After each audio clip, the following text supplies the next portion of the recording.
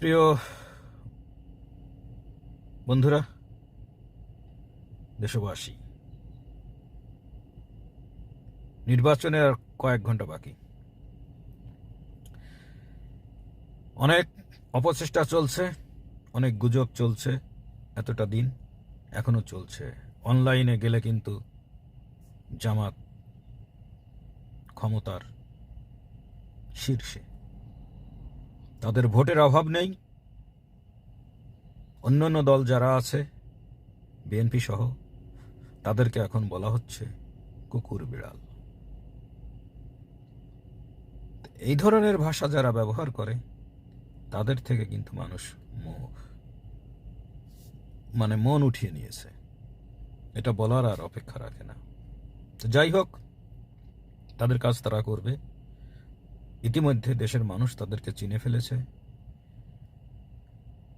তবে আমাদেরকে সতর্ক থাকতে হবে, তারা যেন ছলচাতুরির আশ্রয়ে জিততে না পারে।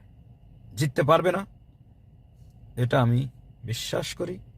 তবে কিছু চেষ্টা করবে, যেমন 2 নম্বরই ব্যালট, সেটা তারা পকেটে করে নিয়ে যাবে, মেয়েরা বোরকার নিচে নিয়ে যাবে, কাপড়ের ভিতরে করে নিয়ে যাবে।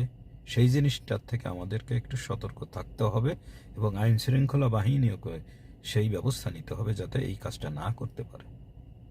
এটা কিন্তু একটা বড় সমস্যা। আপনারা একটু চিন্তা করে দেখেন যে একজন মানুষ যদি 10টা ব্যালট নিয়ে যায়, আগেই সিল মেরে বাসার থেকে, ওই একটা ভোটের সাথে আরো 10টা ভোট যদি দিয়ে দেয়, তাহলে আপনি কি করবেন? কিছু করার নেই, কারণ বুথের মধ্যে সিসি ক্যামেরা নেই এবং আইনত কেউ আপনাকে বুথের মধ্যে দেখতে পাবে না।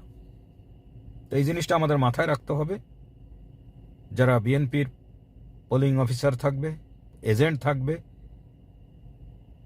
তাদেরকে একটু মাথায় রাখতে হবে যে এই কাজটা যেন না হয়। চেষ্টা করতে হবে যেভাবেই হোক এটা প্রতিরোধ করার, না হলে কিন্তু আমরা বিপদে পড়ে যাব। ধন্যবাদ, ভালো থাকবেন, কথা হবে আবারও।